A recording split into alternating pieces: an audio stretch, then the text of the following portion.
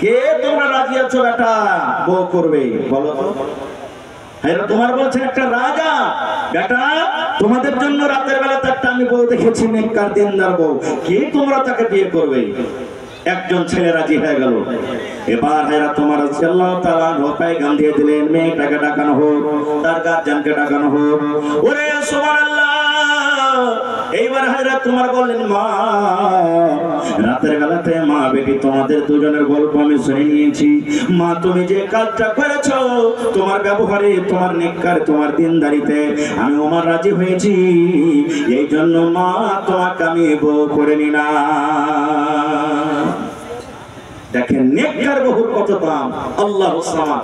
আর এখন কত কত ঘটনা ভাই দেখছি আর শুনছি, যদি কোনো ভাই চাহে মুরব্বি সাহেব হোক, মাস্টার সাহেব হোক বা কেউ হোক, বিয়ার সমাতে কবে ভাই রে 1 টাকা নিব না আমি, ভাই যদি দেওয়ার মন থাকে লক করে পরে বলবে ঠিক আছে দিন দিয়ে দিছি। কিসের দিন? বরন্দার দিন, ঠিক আছে দিন দিয়ে দিছি। কত ভাই তো বলে ভাই আমি একটা মুরব্বি সাহেব মানুষ বেটার বিয়ে দিব, আর এখন যদি গাড়ি ঘোড়া কিছু দাও লোক জানতে পারবে, তো এক কাজ করি 2-4 মাস পর দিও। এটা কি লাভ হলো না ভাই? যারা বলে এটা লাভ হলো না, সুবহানাল্লাহ, এটা হারাম, এটা হলো হারাম। আর একটু আগে চলে, এবারে যখন লেনদেনের গল্প হবে, কথাবার্তা যখন হবে, তখন 2-3 দিক থেকে, 2-3 দিক থেকে, এবার 3 লাখ থেকে করতে করতে করতে 2.5 লাখে ফেসলা হয়ে গেল। এবার 2.5 লাখ টাকা দিতে হবে। এবারে মেয়ের বাবাকে বলছে ভাই তুমি বলো কি নিবে?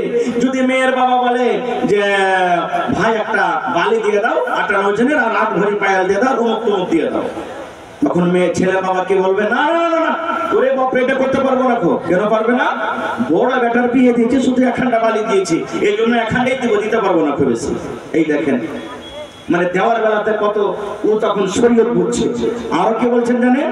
মোহরের যখন কথা আসবে, ভাই এক কাজ করিয়েন 15,000 টাকা দিয়ে দিয়েন, একটা যাতে গরু কেনা হয়। না ওরে বাপ রে, ঘটা লেগে যাবে, মানে বিজনেস করতে এসে ঘটা লেগে যাবে। আচ্ছা আর একটা কথা বলেন তো ভাই, যখন আপনাদের এলাকাতে যখন ছেলে মেয়ের যখন বিবাহ হয়, বিবাহের টাইমে, বিবাহের সময়তে ধরেন যে 10,000 টাকা মোহর ধার্য হলো, টাকাটা লাগবে, তো ছেলেটা নিজের পকেট থেকে দেয় না? যে টাকা ছেলেটাকে দিতে হবে কোন হিসাবে? জাহেজ হিসাবে, ওই টাকার ভিতর থেকে দেয়, পকেট থেকে দেয়। আলহামদুলিল্লাহ, পকেট থেকে দিচ্ছেন তো আলহামদুলিল্লাহ। কিন্তু যে ভাইরা ধরেন যে 2 লাখ টাকা ছেলেটা নিবে মেয়ের বাবার কাছ থেকে, তো বলছে ভাই 1,90,000 টাকা আমাকে দাও, আর 10,000 টাকা তুমি মোহর থেকে কাটতে পেরে দাও। যদি এরকম করে এটা হারাম, শরীয়তে হারাম, আর মোহরই আদায় হবে না, মোহর হবে না। ভাই মুসলমান, খারজা হোক, আমি উদাহরণটাও দেখে দিতে যাবো না। এবার আর একটু আগে চলে, এবার বুঝতে পারলেন কি 4 খানার মধ্যে দিনদারি মেয়ে ছেলেকে তার দিতে হবে। এবার এই জমিনের উপরে পৃথিবীতে কোন মহিলাটা নেককার? আল্লাহ নবীর দরবারে সাহাবায়ে কেরাম একদিন বসে আছেন, আল্লাহ রাসূল বসে আছেন, একজন সাহাবী দাঁড় হয়ে গেলেন। দাঁড় হয়ে যাওয়ার পর নবীকে প্রশ্ন করে দিলেন, আইয়ুন নিসাই খায়র, আল্লাহর নবী গো জমিনের উপরে কোন মহিলাটা সব থেকে ভালো, কোন মহিলাটা সব থেকে নেককার, কোন মহিলাটা সব থেকে ধনী দিনদার? নবী গো কোন ধরনের মেয়ে ছেলেরা ভালো? এ আমার ভাইয়েরা মায়েরা খালারা শুন, নবী যে কথা বললেন না, যার নাম আয়েশা সেই ভালো, যার নাম খাদিজা সেই ভালো, যার নাম কুলসুম সেই ভালো, যার নাম হালিমা সেই ভালো, যার নাম সুরাইয়া সেই ভালো, যার নাম সায়রা সেই ভালো, যার নাম খালেদা সেই ভালো, যার নাম আদিবা সেই ভালো। আল্লাহ রাসূল বলেন যে মেয়েদের মধ্যে 3খানা গুণ থাকবে, ওই মেয়েটা হলো সব থেকে ভালো, ওই মেয়েটা হলো সব থেকে নেককার। যে মেয়ের মধ্যে 3খানা গুণ থাকবে। এবার আমার মায়েরা খালাকে বলবো, মাকে খালাকে বোন রে, দেখেন আপনার মধ্যে সেই গুণগুলি আছে কিনা, যদি থাকে তো আলহামদুলিল্লাহ, আর যদি গুণ না থাকে আজ থেকে আপনাকে স্যার তার প্রতি আমল করতে হবে, সেই গুণওয়ালি মেয়ে আপনাকে বলতে হবে। আল্লাহ নবী বলেছেন যে মেয়ের মধ্যে 3খানা গুণ থাকবে, সিফাত হাত থাকবে, ওই মেয়েটা হলো জমিনের উপরে ভালো। এবার বলবেন মাওলানা কি কি? এক নম্বরে নবী বলেছেন, মহিলা রে, যখন তোমার স্বামী বাড়িতে আসবে, কাজ করে বাড়িতে ঢুকলেন, অফিস থেকে বাড়িতে ঢুকছেন, মাদ্রাসা স্কুল থেকে বাড়িতে ঢুকছেন, দোকান থেকে বাড়িতে ঢুকছেন, তোমার স্বামী যখন বাড়িতে ঢুকবে, বাইরে থেকে বিদেশ থেকে রে মহিলা, বাড়িতে ঢোকার টাইমে সমাতে তোমার স্বামীর দিকে তোমাকে একটু 10 গ্রাম 20 গ্রামের মুচকি হাসি দিতে হবে। তোমার স্বামীর চেহারাতে দেখে, তোমার স্বামীর চোখে চোখ মেলায় তোমাকে একটু হাসি দিতে হবে। এক নম্বর ঘটনা, যখন তোমার স্বামী বিদেশ থেকে বাড়িতে ঢুকবে, তোমার স্বামীর চোখে চোখে চোখ মেলায় একটু তোমাকে খুব করে মুচকি হাসি দিতে হবে, যাতে তোমার হাসিতে কি হয়, ওরা সারাদিনের খাস্তা দূর হয়ে যায়। কিন্তু এক একটা মহিলা এমন আছে, যখন ওর স্বামীর বাড়িতে ঢুকবে ভাই, ও মনে করবে এই ইসলামে কেনে বাড়ি এলো রে, এই আচার এই ঢুকলো মনে হয় বাড়িতে, এই বাইরে ছিল তো খুব ভালো ছিল। এ আমার মায়েরা, দুনিয়ার যতই দুঃখ থেকে আপনার ভিতরে যতই ব্যথা থাকে, কিন্তু স্বামীর সাথে আপনাকে ভালো ব্যবহার করতে হবে। আর স্বামী বাড়িতে ঢুকতে গেলে আপনাকে একটু মুখে হাসি দিতে হবে। এবার আপনারাকে বলি, আপনাকে খান মেসে যেতে হবে না, খুব গহমা সাপের মতন। হ্যাঁ, আপনি যখন বাড়িতে ঢুকবেন না, তো আপনার চেহারা খানটা দেখে একবার আপনার স্ত্রীটাও যাতে খুশি হয়ে যায়। না হলে আপনি এমন হ্যাঁ ভূত মামুকে বাড়িতে ঢুকছেন, যেমন হয় 5 কিলো একবারে আটার মতন পাউরুটি বিস্কুটের মতন মুখ ঘন্টা করে হত্যা হয়েছে, আর বাড়িতে ঢুকলেন এরকম মুখ দেখে স্ত্রীর হাসি বাড়াবে ভাই, বাড়াবে। যেমনই হাসতে যাবে তখন আপনি রেগে যাবে, হ্যাঁ ও তুমি কাজ করে আমার কি হয়ে গেল, ঘাম ছেড়ে গেল, আর বাড়িতে খাইচার দেখে মুখ মুখ মুখ মুখ করছে। আপনি বলে দিবেন না, আপনি যেমন তার মুখে হাসি দেখতে চান, আপনার মুখ থেকে আপনার স্ত্রী হাসি দেখতে চাই। কেমন করে? একটা লম্বা ঘটনা, বুখারী শরীফের হাদিস, খুব লম্বা হাদিস, আমি শর্টে 2-4 মিনিটে বলছি। আল্লাহর নবী একদিন মসজিদে বসে আছেন, মসজিদে নববীতে। আজকে যেমন বসে বসে জালসা চলছে, আল্লাহর নবীর জামানাতে নবীজি একদিন বসে আছেন। এবার এক সাফারে কিছু লোককে নবী পাঠাচ্ছেন, এক সাফারে এক জিহাদে নবীজি বলছেন যে কে তোমরা এমন আছো যে জিহাদের ময়দানে যাবে, সাফারে যাবে। সাহাবায়ে কেরাম নিজের নিজের নাম লেখালেন। নবীজি আমি যাব, ও বললেন আমি যাব, বললেন আমি যাব, বললেন আমি যাব। এবার নাম লেখা হয়ে গেল। আল্লাহর নবী বললেন সাহাবীরে, তোমরা নিজের নিজের বাড়িতে চলে যাও। তোমরা জিহাদে যাওয়ার আগে, সাফারে যাওয়ার আগে তোমরা বাড়িতে চলে যাও। আর যাওয়ার পর তোমরা মায়ের সাথে দেখা করে নাও, বিবির সাথে দেখা করে নাও, বোনের সাথে দেখা করে নাও, ছেলে মেয়েকে তোমরা আদর করে নাও। কারণ তোমরা আর বাইরে থেকে ঘুরতে পারবে কি পারবে না, আর তোমাদের মায়ের সাথে দেখা হবে কি হবে না, তোমাদের বিবির সাথে আর দেখা হবে কি হবে না। এই জন্য তোমরা নিজের নিজের বাড়িতে চলে যাও, আর যাওয়ার পর নিজের নিজের আত্মীয়র সাথে দেখা করে নাও। যেমন হাজি সাহেবরাকে দেখবেন হজ করতে যাই, তো 2 মাস 4 মাস আগে যত আর আত্মীয় আছে সবারই বাড়িতে দেখাশোনা করে কি করে না? জোরে বলেন, করে কি করে না ভাই? আর একটা কথা বলে দিই, দেখা করার টাইমে 200 400 500 টাকা ওকে সাহায্য করে কি করে না? করে। এটা করতে হবে না, এটা ভুল, এটা শরীয়ত নয়। হজ করতে যাবে নিজের টাকাতে যাবে, দিতে হবে না টাকা। ও যখন হজ করে আসবে, ওকে মিষ্টি খেতে, সেব খেতে যত পারবেন নিন, কিন্তু হজ করার আগে আপনাকে 1 ফেরনা দিতে হবে না ওকে। কারণ হজ কার পরে ফরজ আছে? গরিবের পরে নয়। হজ ওর পরে ফরজ আছে যে মক্কা মদিনা যাওয়ার আর ওখানে আসার যে ক্ষমতা রাখে, তারপরে হজ ফরজ আছে। কেন আপনি কিসের টাকা দিচ্ছেন ওকে? ও কি গরিব যে আপনি 200 400 500 700 1000 করে সাহায্য করবেন? এই জন্য এটা টাকা দেওয়া চলবে না। তো খারজা হোক। নবীজি বললেন যাও তোমরা নিজের বাড়িতে দেখা করে নাও। সব সাহাবীর কথা যদি বলতে হয় ফজর হয়ে যাবে। একটাই মাত্র সাহাবীর কথা, যার নাম হলো আবু তালহা রাদিয়াল্লাহু তাআলা আনহু। বাড়িতে চলে গেলেন। ওর স্ত্রীর নাম হলো কি? রুমাইসা। স্ত্রীর নাম কি? রুমাইসা। বাড়িতে চলে গেলেন। বাড়িতে যাওয়ার পর বিবিকে সালাম দিলেন। কোনদিন বিবিকে সালাম দিয়েছেন? ফোনে গল্পটা দিচ্ছেন। আমাদের সালাম কি? যে আপনি ফোন লাগাবেন, হ্যাঁ বুঝার মা কেমন আছে সে, এই দেখেন বুঝার মা বুঝার বাপ বলে শুরু করলো। সালাম কি জিনিস চিনেন না? স্বামী হতে গেলে কি হলো, স্ত্রী হতে গেলে কি হলো? দোয়া। এটা একটা সালাম দিতে হবে আপনাকে, স্ত্রীটাকে সালাম দিতে হবে, সালাম দিতে হবে আপনাকে। বন্ধুরে আমার, এবার আবু তালহা বাড়িতে ঢুকলেন। বিবিকে বলছেন, বিবি রে আল্লাহ নবীর রেজিস্টারে নাম লিখে দিয়েছে রে বিবি, জিহাদের ময়দানে আমাকে যেতে হবে, লড়াইয়ের ময়দানে আমাকে যেতে হবে রে বিবি। বিবি রে, তোমার সাথে জীবনে একসাথে কত চলাফেরা করলাম, ও আমার ভালোবাসা বিবি রমেশা, যদি স্বামী হিসাবে তোমার যদি আমি হক আদায় করতে যদি আমার দ্বারাতে যদি কমি হয়ে থাকি, দয়া করে তুমি আমাকে মাফ করে দাও। আর আসতে পারবো কি পারবো না, তুমি আমার জন্য দোয়া করিও, আমি তোমার জন্য দোয়া করবো। বিবি রে, আমার কলেজার টুকরাটা কই, তার একটা ছেলে ছিল যার নাম উমাইর, 5 বছর 7 বছরকার বয়স। আবু তালহার একটা ছেলে ছিল যার নাম হলো উমাইর। বলছে এ বিবি রে, কই আমার কলেজার টুকরা নয়না তারাটা উমাইর কই, আমি দেখবো। ভালোবাসা বিবি বলছেন স্বামী গো, ওই উমাইর দেখেন চকিতে পালঙ্গে খাটে শুতে আছে গো স্বামী, এমন জ্বর এসেছে, শরীরটা কাঁপছে, শরীরটা গরম হয়ে আছে, বেমারি হালাতে আছে। এই দেখেন ভালোভাবে কথা বলতে পারে না, এই বেমারি হালাতে অসুখ হালাতে ওই ঘরের ভিতরে আমার ছেলে শুতে আছেন। এবার আবু তালহা রাদিয়াল্লাহু তাআলা আনহু ছেলের কাছে চলে গেলেন, মাথাটা লাড়লেন, গা লাড়লেন আর দোয়া দিয়ে দিলেন, আসবিল বাস রব্বানাস ইশফি আনতা শাফি লা শিফা ইল্লা শিফাউকা শিফা আল্লাহ ইগাদিরু সাকাওয়া। বেবি, এই বাবা তুমি থাকো, আল্লাহ তোমাকে ভালো করবে, আমি চললাম। এই জামানার আমরা মানুষের তো যেতাম ভাই, বেমারি ছালেরকে দিয়ে যেতাম, এই জালসা শুনতে আসতাম না। কেমন জালসা শুনতে যাবো রে, বাড়িতে বেটাটা পারে না, টিকা না টিকা হয়েছে, কেমন করে যাবো, এই কথাটাই বলতাম। কিন্তু হাইরে নবীর কথা, নবীর কথা অমান্য করবেন না, ফেলবেন না, তাইয়ার হয়ে গেলেন। বিবি থাকো, আল্লাহ হেফাজত করবে, আমি চললাম জিহাদের ময়দানে। চলে গেলেন। কতদিন থাকলেন হাদিসে নাই, 10 দিন 20 দিন 15 দিন 1 মাস, কতদিন থাকলেন আল্লাহ জানে।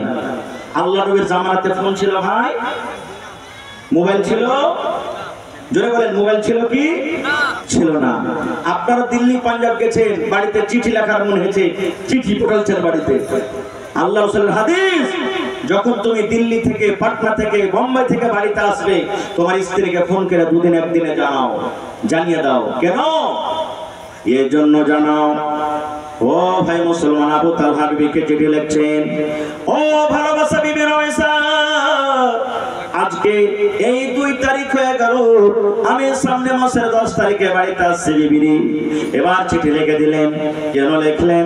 আপনি যখন বাড়িতে আসবেন, বাহির থেকে বিদেশ থেকে বিবিকে ফোন করবেন, বিবি রে, এ আব্দুল্লাহর মা, এ হালেমা জায়েদার মা, আমি তোমার স্বামী বাড়িতে ঢুকছি, আগামী মাসের 15 তারিখে 10 তারিখে আমি বাড়িতে ঢুকছি, এরকম ফোন করে জানিয়ে দেবেন।